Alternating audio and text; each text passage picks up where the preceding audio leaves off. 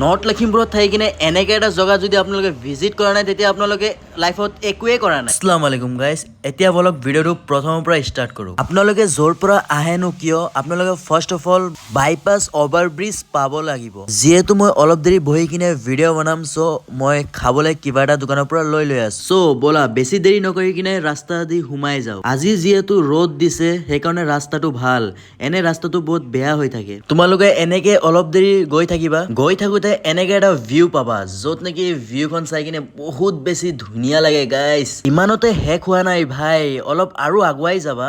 Last পইণ্টত আহি কিনে এনেকে এটা ভিউ পাবা। ৱাও, এইটোতো নেক্সট লেভেল ভিউ হয় ভাই। এতিয়া ব'লা তোমালোকৰ কাৰণে কেইটামান ভিডিঅ' ক্লিপ লৈ আহিছো।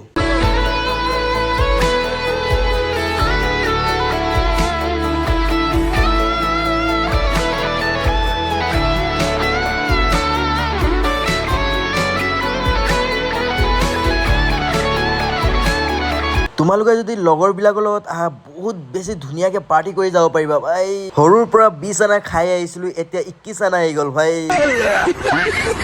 এতিয়া তোমালোকে ব'লা মোৰ বেকগ্ৰাউণ্ডত ভিউখন চাবা, নেক্সট লেভেল ভিউ এটা আহিব ভাই। চাওক ইমান ধুনীয়া লাগি আছে, চাব পাৰি আছে। তোমালোকৰ কাৰোবাৰ যদি শ্বু হেৰাইছে তেতিয়া তোমালোকে ইয়াৰ পৰা কালেক্ট কৰি লৈ যাব পাৰিবা। গাইজ, অভাৰব্ৰিজৰ ওপৰত যে শিখৰৰ পেকেট আছে আপোনালোকে দেখি পাইছেনে? मतलब वो अलग ही लेवल का बंदा था। লাষ্টলি ভিডিঅ'টো চাই কেনেকৈ লাগিছে কমেণ্টত জনাব নাপাহৰিবা। Bye bye.